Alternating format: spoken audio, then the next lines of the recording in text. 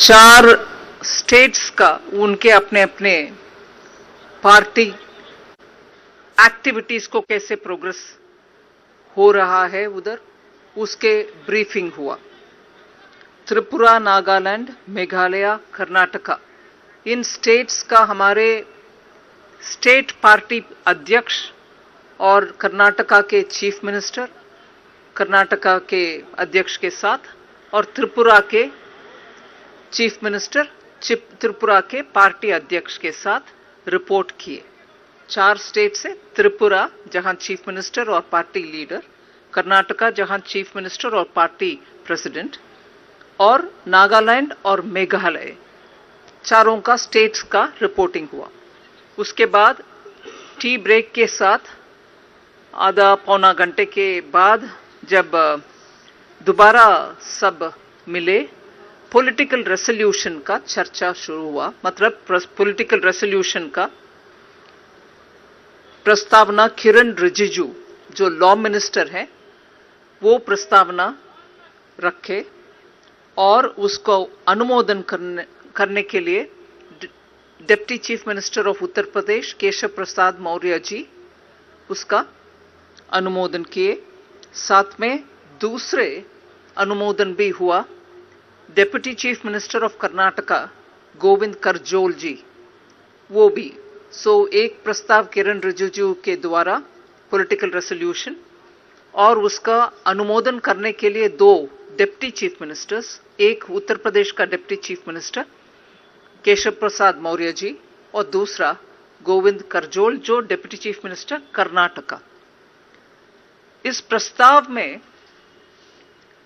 एक बहुत अहम मुद्दा, एक्चुअली 9 मुद्दा डिटेल चर्चा हुआ। ऑन 9 डिफरेंट इश्यूज डिटेल चर्चा हुआ। मतलब प्रस्तावना रखने वाला मंत्री किरण रिजिजू जी ही उसको डिटेल में उसके ऊपर बात किए 9 अंश को लेकर के।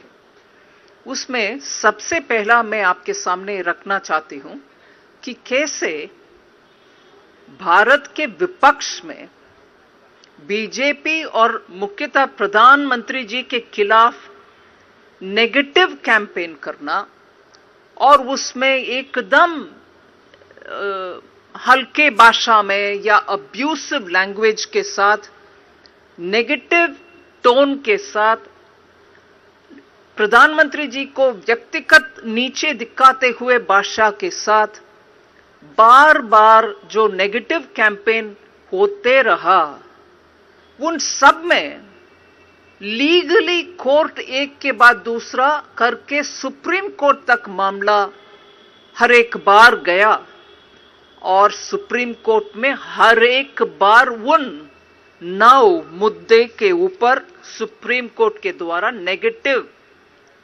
डिसीजन, मतलब ऑपोजिशन के खिलाफ डिसीजन जो हुआ, उससे ऑपोजिशन का कंप्लीट ये नेगेटिव कैंपेन को बार बार कोर्ट के द्वारा ऐसे जजमेंट के द्वारा उनको नकारते आए। ऑपोजिशन का नेगेटिव कैंपेन के ऊपर टीका टिप्पणी कोर्ट के द्वारा होते आए।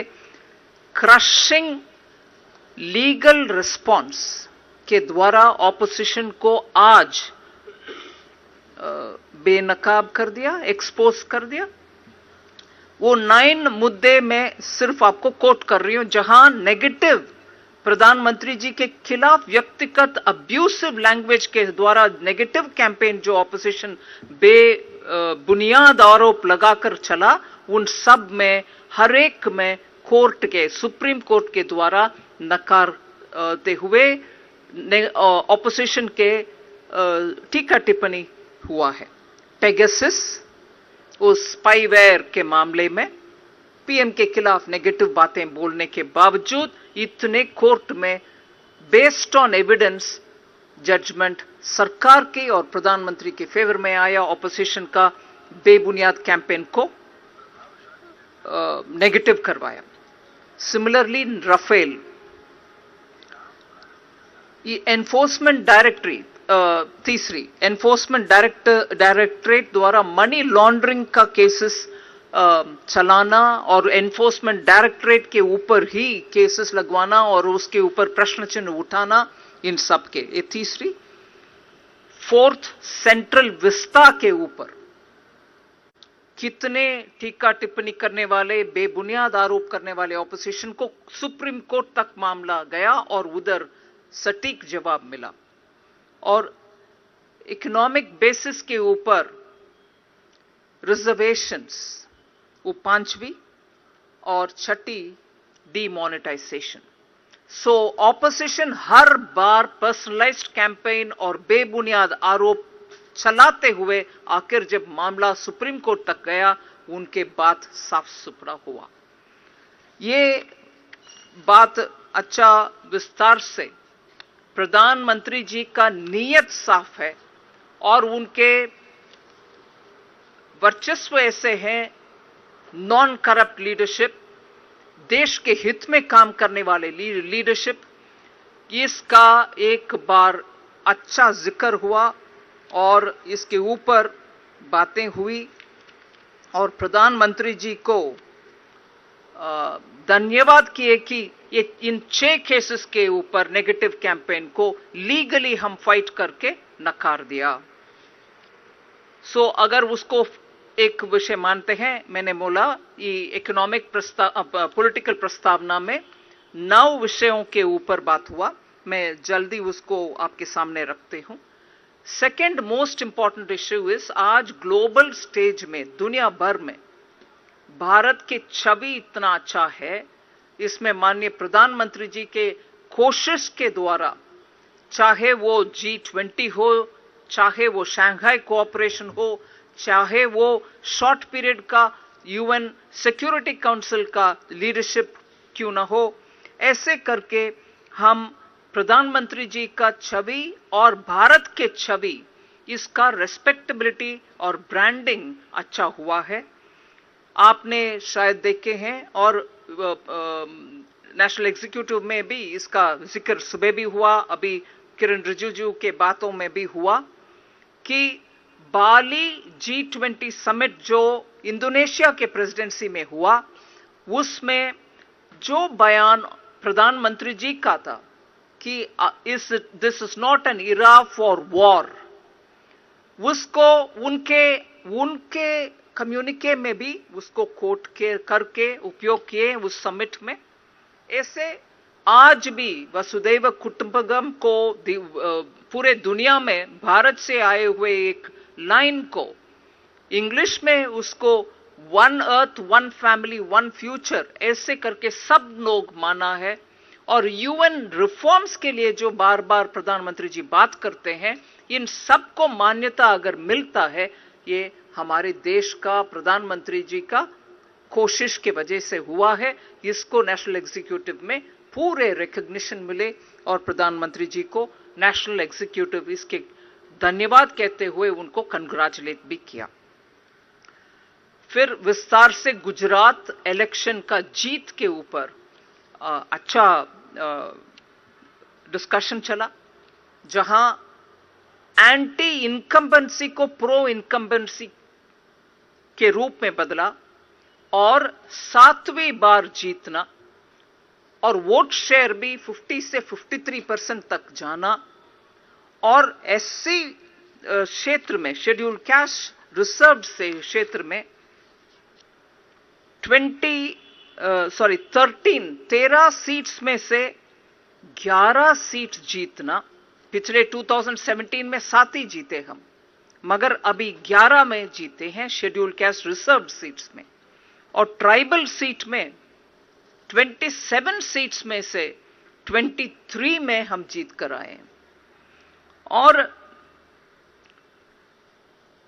जीतकर बीजेपी आ गए, मगर सेकंड पोजीशन में आए, उनसे हम डबल सीट जीत करके आगे बढ़े। सो सामान्य जीत नहीं है, एकदम हिस्टोरिक जीत है। डेटा के अनुसार देखने के समय इसका महत्व हमें समझ में आता है। मुख्य शहरों में अहमदाबाद में 21 सीट्स में से 19 भारतीय जनता पार्टी जीतते हैं और सूरत में 16 के 16 बीजेपी सीट जीते हैं। और वडोदरा में 10 से 9 सीट्स बीजेपी के ओर गए हैं। इसलिए ऐसे जीत है जिसको हिस्टोरिक मान सकते हैं।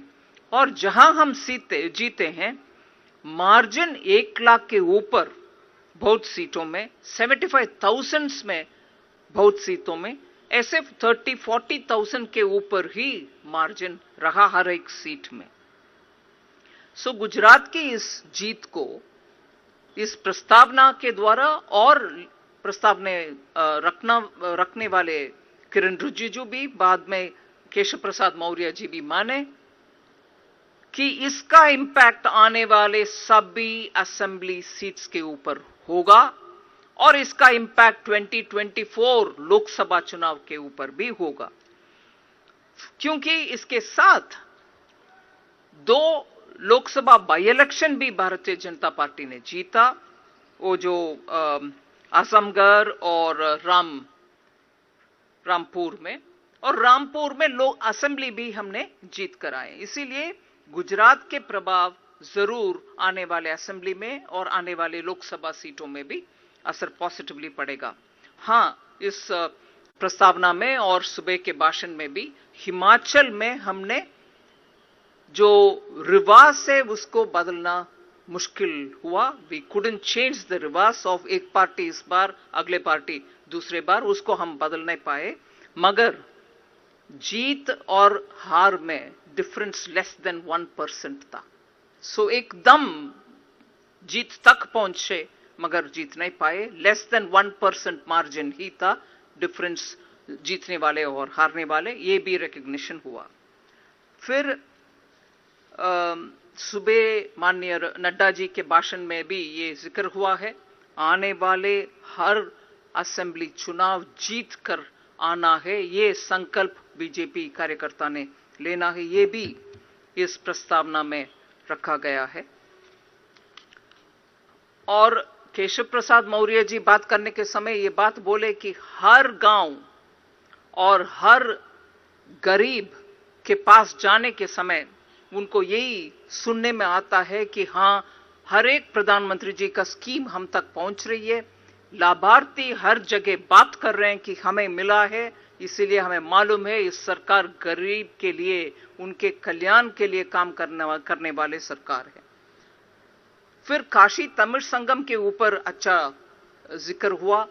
सिर्फ तमिल जो आए थे काशी में उनके ऊपर असर नहीं पड़ा, उत्तर प्रदेश में भी इस कार्यक्रम का असर पड़ा है। और जब काशी तमिल संगम के विषय बात करने के समय प्रधानमंत्री जी का आध्यात्मिक और सांस्कृतिक विरासत को बढ़ाने में उनका रोल कैसे कंसिस्टेंट रहा, हर एक विषय के उदाहरण लेते हुए बात बोला गया है। चाहे वो काशी तमिल संगम हो, काशी विश्वनाथ कॉरिडोर हो, अयोध्या सुप्रीम कोर्ट के डिसीजन के बाद, मगर उसमें भी तेजी से कैसे काम हो रहा है, और महाकालेश्वर उज्जैन में कैसे काम हो रहा है, और बुद्ध सर्किट कैसे उसका भी पुनरुत्थान हो रही है, और राम सर्किट का भी कैसे काम चल रही है। इन सब में से प्रधानमंत्री जी का कल्चरल एंड स्पिरिचुअल हमारे हेरिटेज को स्ट्रेंथन करने का उनके प्रयत्न के ऊपर भी बहुत अच्छा उनके ऊपर बधाई देने वाले बातें हुआ है। फिर ये हर घर तिरंगा वाले विषय में गए, उसमें भी टारगेट था 20 करोड़ तक तिरंगा लहराने के लिए, और एक्चुअली इसमें भाग लेने वाले बहुत सारे एमएसएमई सेक्टर्स बनाने के लिए, झंडा बनाने के लिए उनका कोऑपरेशन को अच्छा रिकॉग्नाइज किया है नेशनल एग्जीक्यूटिव में। और टेक्सटाइल से जुड़े हुए बहुत सारे इंडस्ट्री भी सामने आए। 11 स्टेट्स में काम हुआ है झंडा बनाने के लिए, उन सबको धन्यवाद भी कहा गया है।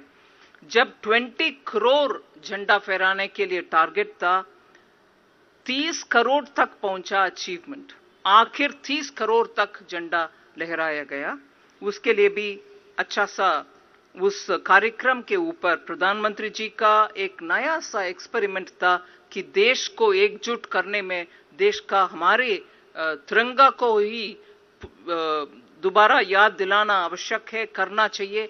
ऐसे उनके आइडिया को अच्छा आगे ले गए। इसके लिए पेट्रियोटिज्म बिल्डअप हुआ नेशनल एग्जीक्यूटिव में, उसमें भी अच्छा रिकग्निशन किया गया है।